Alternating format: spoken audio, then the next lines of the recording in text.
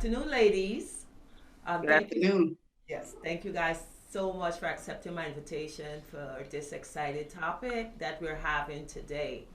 Um, Lisa Borgella. I've known Lisa for actually, some 27 years. On Sunday. 27 years on Sunday we met. And we've had children together through the years and raised children. Our both our youngest were in preschool together, and now they're two grown men. Latoya Stevens, I've known her for over 10 years, and I also know she's raising a very energetic young man, and she also have an older son. I'm going to let both of you take turns just introducing yourself and let the audience know who you are. So, Lisa. Um, well, I'm the youngest sibling, um, which I think bears um, relevance with the subject matter and the topic. Um, the oldest sibling is the boy, my brother, and we have a 10-year difference between us. Um, I grew up with both my parents until they separated when I was a teenager. Um, and I currently have two children, two adult children. Um, and I was a single parent. Mm-hmm. So, Okay, Latoya. Yes, hi. Um, I am the youngest of six children. I had two sisters and three brothers. Um, I was born and raised in Harlem. Both of my parents, I grew up in the house until, of course, I became of age. They separated. I was pretty much grew up in the household with just my mom. She was a single mom. Had a relationship with my dad, but I lived in the household with my mom. Um, I have a good relationship with my family, and I have a son. I have two boys. I have a 8-year old about to be 9 next month, and I also have a 23-year-old.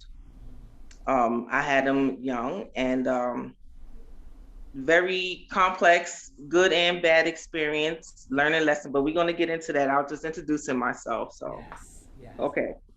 Okay, thank you, ladies. And my name is Mayfield Goddard-Adetimirin. I'm the host of the show. I have three adult sons.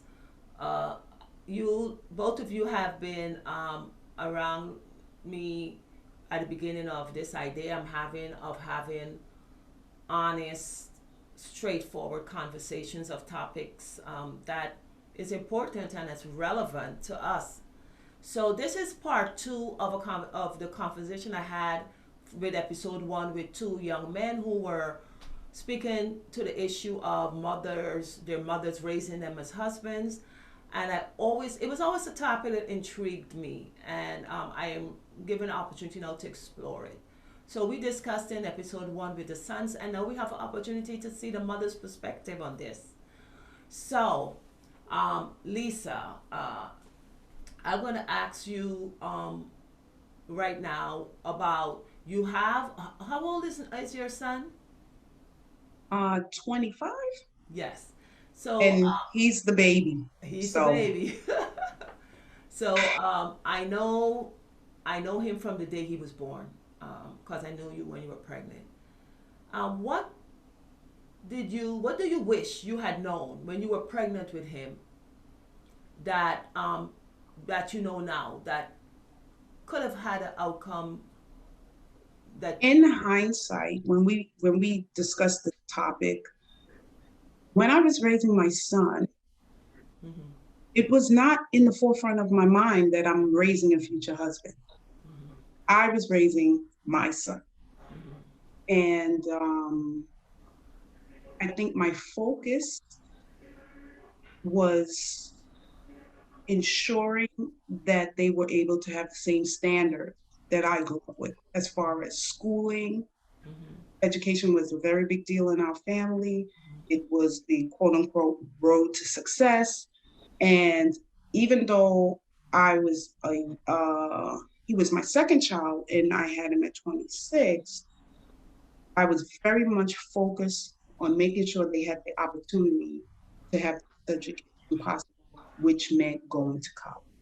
And that was my driving force. And other than that, I was raising my son. It was not. Um,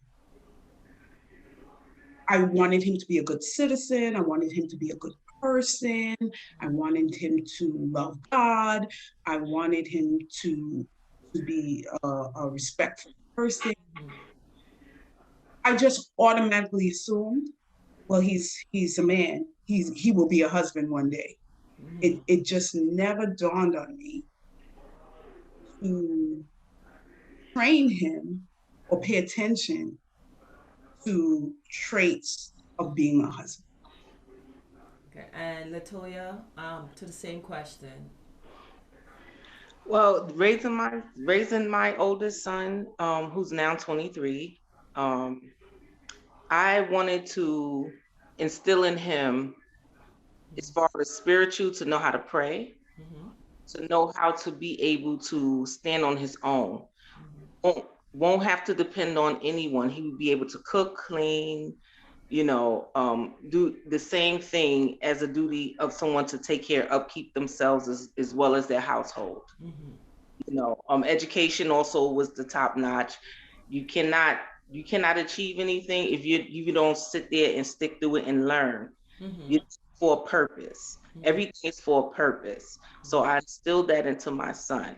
So his determination to complete something, I thank God that he instilled that to me to pass that on to him. I always pushed him, do not be a burden on someone. Always be able to stand on your own. If you can't depend on anyone, you always depend on God.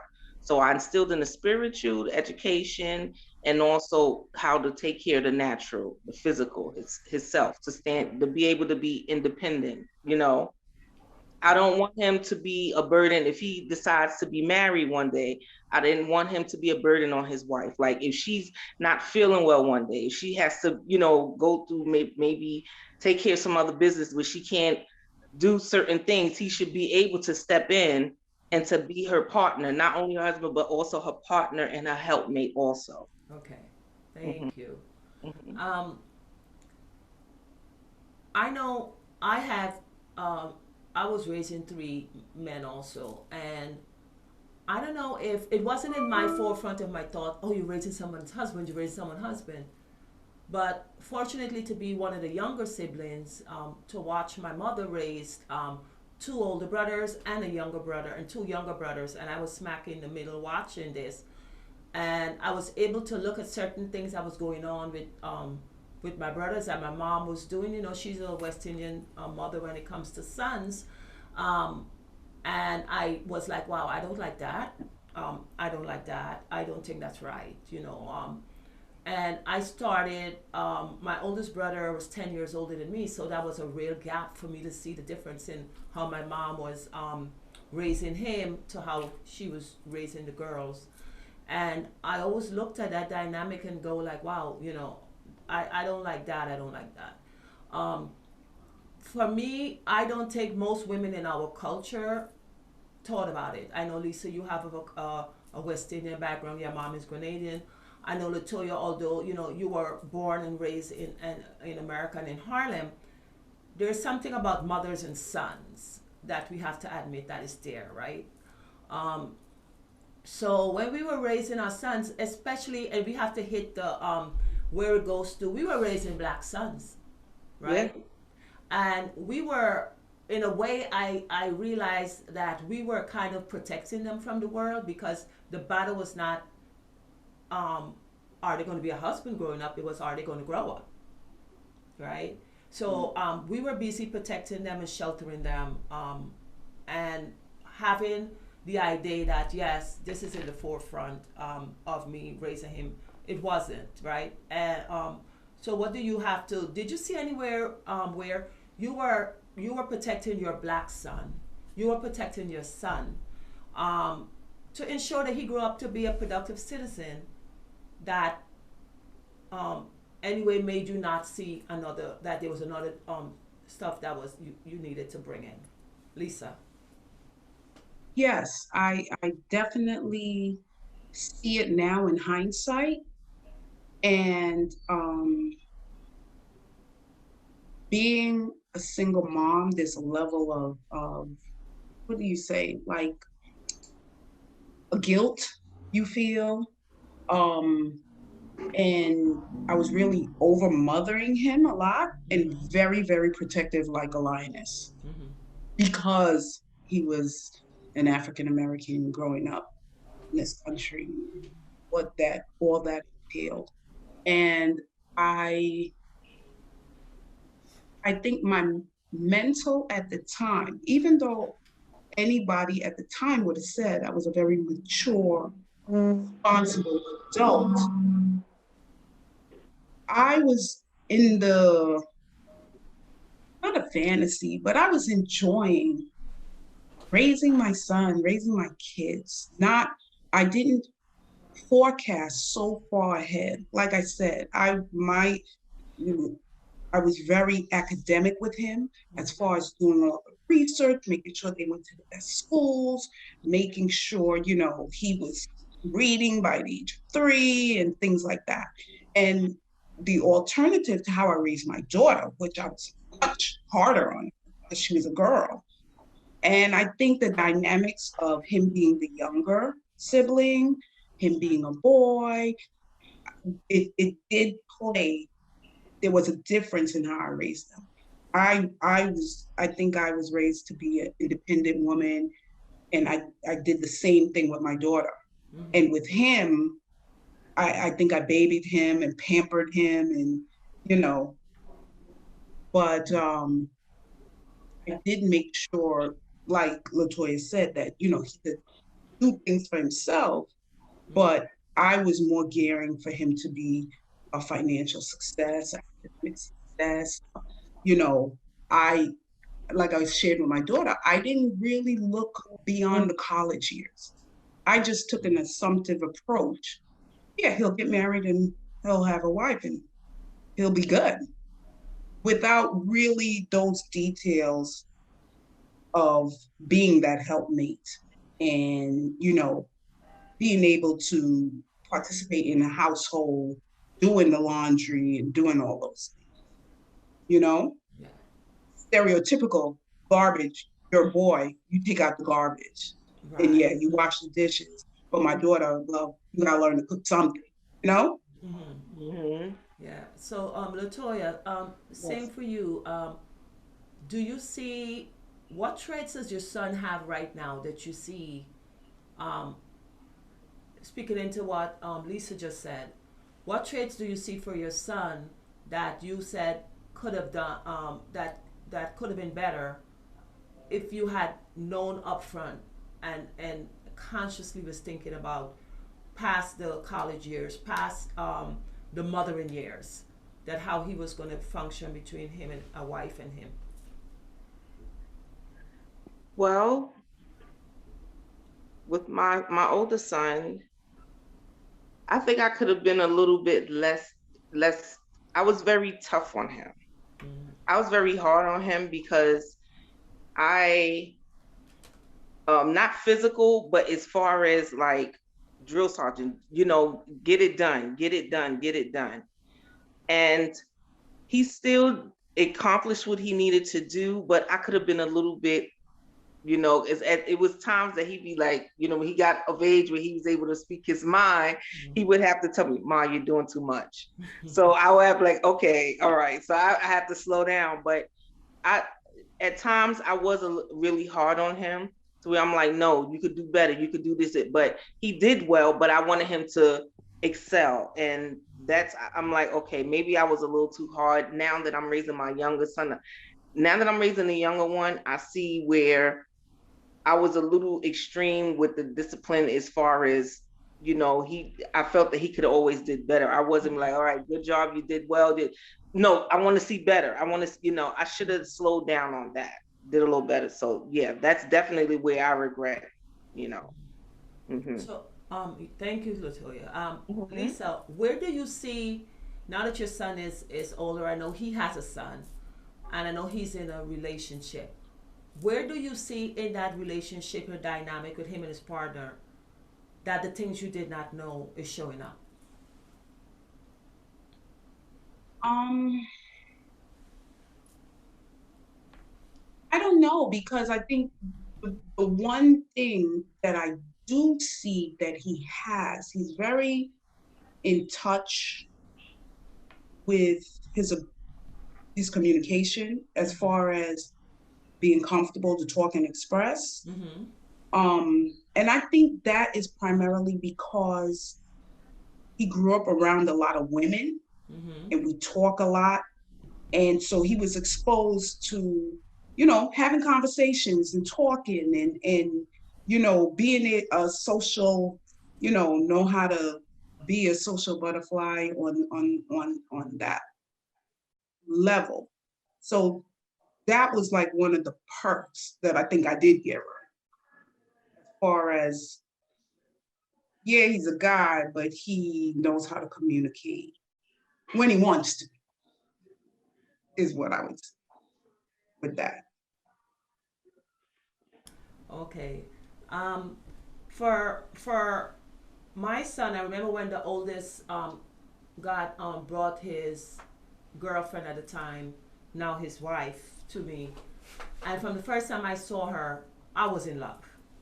But I was totally in love, and I'm like, okay, you have to take it easy. These kids are just dating, they're both in college, so I had to hold myself back.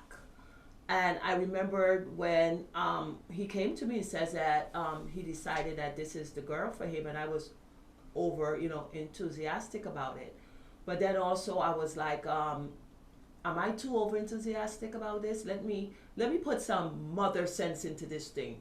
So I said to him, and I asked him, "Are you sure? Is this what you want?" And he said to me, "Mom, I love you, I respect you, but this is my wife." And to me, that was the best answer. That's what I was looking for. Because if he was iffy, wishy washy, I would have said he wasn't ready. Um, as a mother, I now started to understand this is not a girlfriend thing anymore. They did get engaged. And I remembered the day I passed the baton over to my daughter in law. I remembered way before the wedding, we were going around and doing wedding planning, and we got outside, and I went to the back door of the car, and I told her to go to the front seat, and she's like, "Mom, are you? Yeah, go to the front. You guys may have something to talk about. I'll stay in the back." And I remember that day as vivid as possible when I stepped into the back seat and let my daughter in law go to the front seat. And we've spoken about it since. It was like me passing the baton because I know I'm the mom. I'm always going to be his mother. Nothing can take that away. Um, but I saw the respect between me and her. And when I was like, this is your time, where I stepped back from being just his mom and allow her to be his fiance and to step into the role as a wife. Um, and I see a lot of mothers saying, "Oh, this girl is coming in my son's life. She's stealing my son. Oh my God, I'm losing my son." Um, how do you feel about the relationships that your son is bringing to you? Do you feel like you're losing something, or do you feel like you're actually gaining another family member and something into your lives when you do have to deal with the your son's bringing a woman to you, introducing a woman to you? Lisa? It's funny that you said that because I'm thinking and I'm like, okay.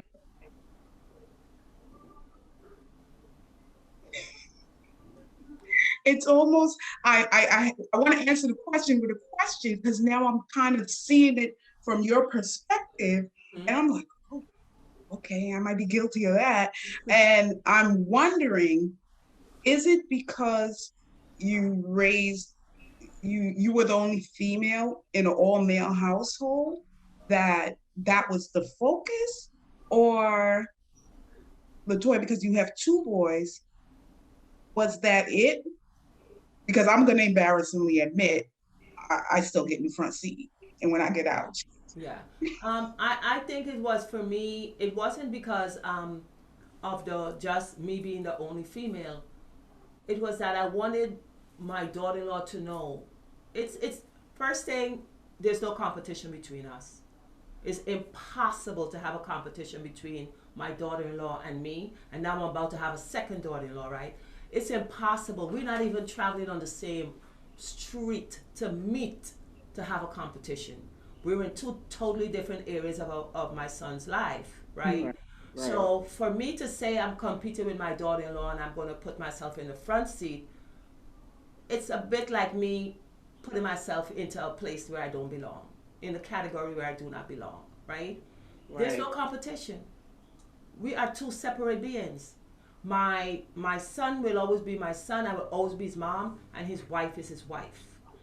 So the competition that I see goes on between mothers and daughters. I'm thinking the mother's kind of putting himself down a little bit to even think she's on the same road competing with another woman for your son, right? Right. So there's no woman on earth that could compete with me for my son, Right. right? So I thought of that, and that's the idea where I have behind to let her know and let her understand. And it was so instinctive that day. It wasn't calculated. It wasn't something that I said I was going to do. It just happened on the sidewalk.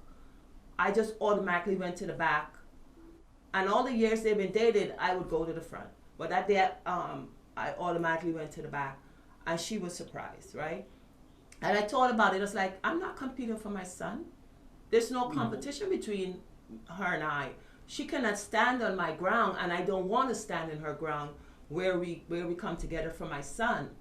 So when I see the competition between a woman and a mother, it always baffles me. Like, why are you even competing? You're in two different arenas when it comes to this young man. So, Latoya, Yes. what? How do you feel about that kind of thinking? Now I know your son is 23, and I don't know if he's Yes. in a relationship as yet, but what's coming up with you with that idea? Well, he is actually in a relationship. Mm-hmm. But I'm the type of mom when he first brought someone to me. I actually liked her. She was a nice person. Um, Unfortunately, it didn't work out. Mm-hmm.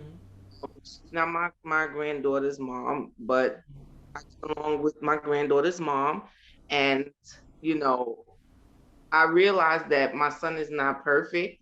However, I did instill in him values. Mm-hmm. It was his choice, and it's always his choice. Mm-hmm.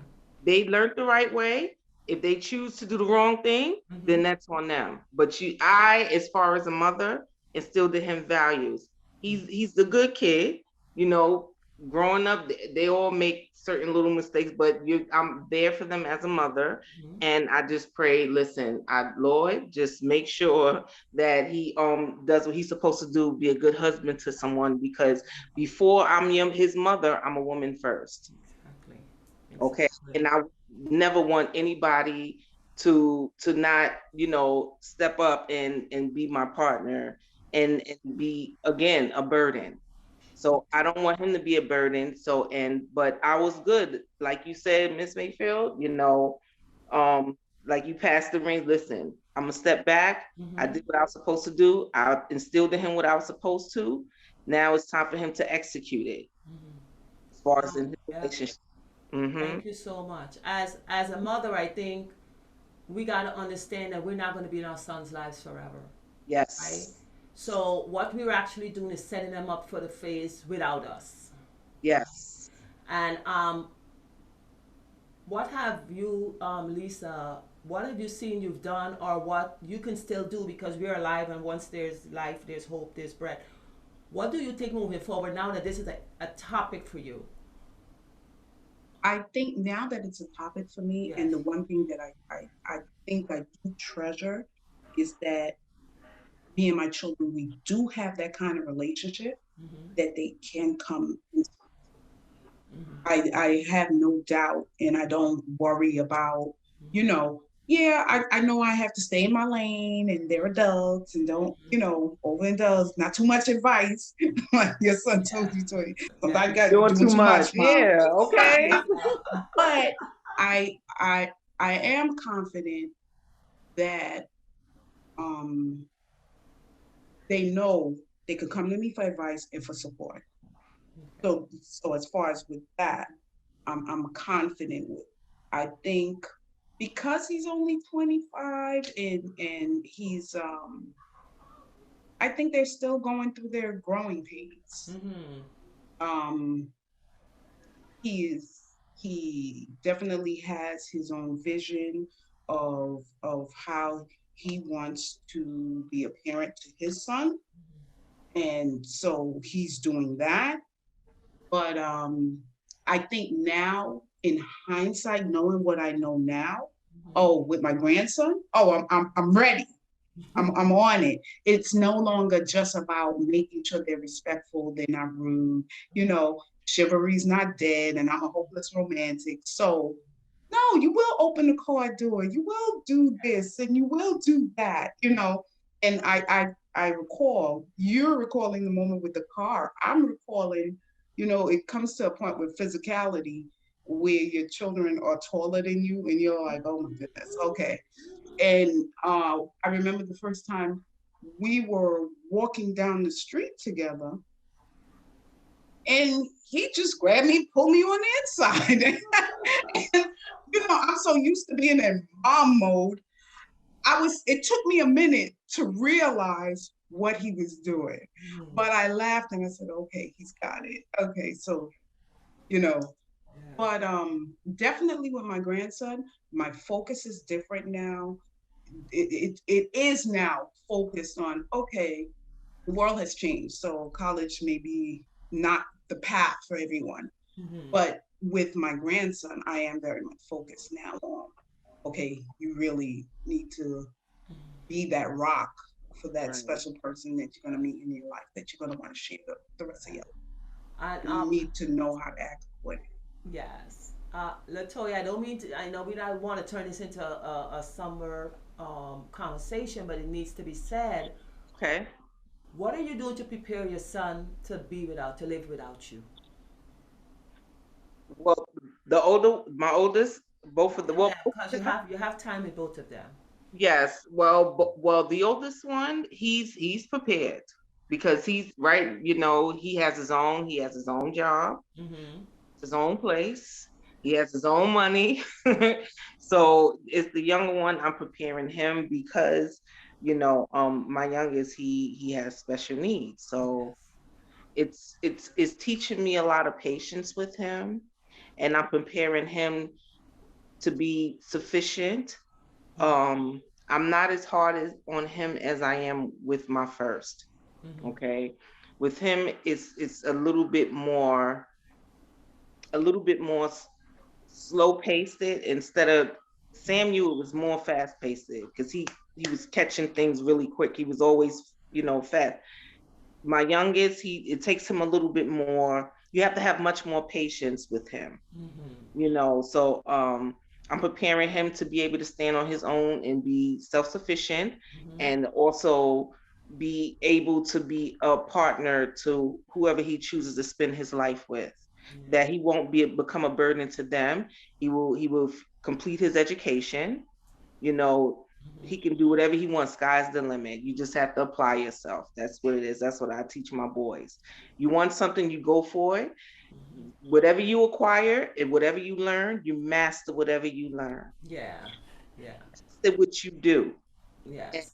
the sky is the limit. So that's what I prepare my children to be able to do what they got to do, Yes. and just be strong, stand strong and grounded and rooted. Yes. Hmm. Um, so Lisa, Mhm. lending to the same question, we don't want to think that we're ever not going to be here for our children, but what are you doing to ensure that your son be able to live without you? I think I lost my father this year, and Oh, that loss, Yeah. I had already started having that thought, like being a little tougher on setting a timeline. Okay, mm, I'm not gonna be here forever doing this. I'm always supportive. I always got your back, and you know that. But I find myself now pulling back. Even when my instinct is to do it, and I realize, I'm hurting you more than I'm helping you. And so now I find that I am much more setting boundaries, setting time frames, insisting that I'm your last option, not your first, I'm not your go-to. You got to be able to do it like this. And we had the conversation, especially during quarantine and everything that happened in 2020, that the world has changed. And where prior to 2020, I was very confident to give advice. Mm-hmm. I think now we more talk to each other Mm-hmm. because I have to get the younger generation's perspective, because the way we grew up and the way they're growing up, Mm-hmm. Yeah. Yeah. it's just different. Different. And the things that were set in stone for us, that were benchmarks, Mm-hmm. that we could, have a standard and rate how we're going. Are we being successful? Are we Mm-hmm. elevating? It's changed. Even though you Yeah. can elevate, Yeah. I'm not as stringent about the process, the means, and how. So, Lisa, I'm going to bring some funny in this because I remembered I lived through the process of you um, separating and pulling back with him, and he wasn't having that too much. Oh, he was He, not he wasn't having giving it. up his privileges easy, right? And you and I have some talk because I told you it wasn't fair. I mean, you spoil this kid all the time, you give him so much, and then you decided it's cutoff time, and the poor young man was like, "What? It was like culture shock for Oh, him. what you mean? What you mean? I can't have you know." And it took a while for you and him to get into that area where he knew that it was time to be weaned off. I remember one conversation. How would you ask you if you've ever apologized to your son? Yeah, And he had to have and you that. said That yes. that And was a I just want tough. you. We have a couple of minutes left. I want you to just explain how did that apology go and what was it about? The apology was about removing my feelings and me from the equation, Mm-hmm. and recognizing that my own personal guilt about him, about being a single parent and going above and beyond, and doing way too much. Mm-hmm. It was no longer about me. It was, am I helping him or am I hurting him? Because when I'm not here, is he going to be able to do it? Mm-hmm. And it was a conversation about, when you know better, you do better. Mm-hmm.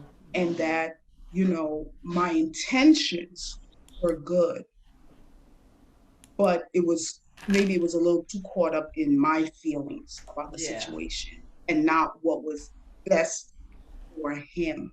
Yeah. It was about, resolving it with myself, Yeah. per se. Yeah. So I know that it worked out. You have an adult relationship now with both of your children, um, and I know that's amazing to have that adult conversations. Like when we were talking to the young men, we were talking about some mothers who the only thing that doesn't do is swallow the food for them. The boys, right? They cut it up, they chew it up, and expect another woman to pick up from that after them. And the young men out there finding that no, these women got full lives. They're not picking up after the place of your mama with you. And that lends to an unhealthy relationship or unhappy relationship our sons are having moving forward. So with that, I want to say is that for the women out there, yes, you're raising a son, but you're raising somebody's husband. And if you think about that, is that you're actually setting up your children for success, right? You're setting up for success in the future, the lives, which will bring them a happy relationship, will get you happy and healthy grandkids, and the tree goes on and the tree goes on, right? Um, I know we spoke about kids don't come out with a manual.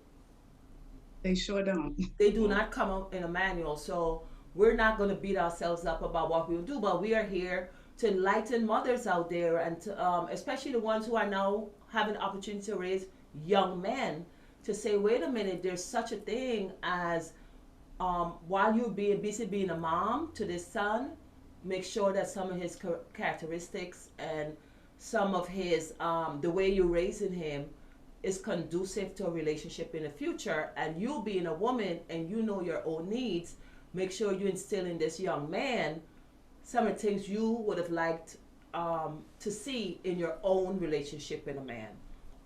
And us being powerful beings as mothers, we're empowered to do that. We can do that, right?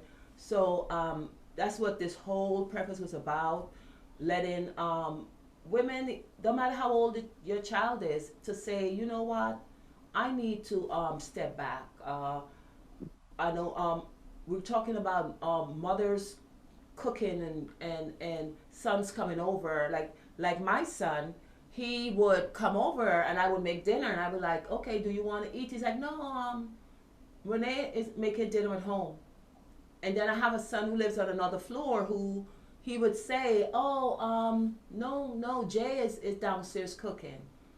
And I take no offense to that, because if my husband comes home after I'm cooking all day long and he doesn't want to eat because he stopped somewhere else to eat, it's going to cause a problem, right?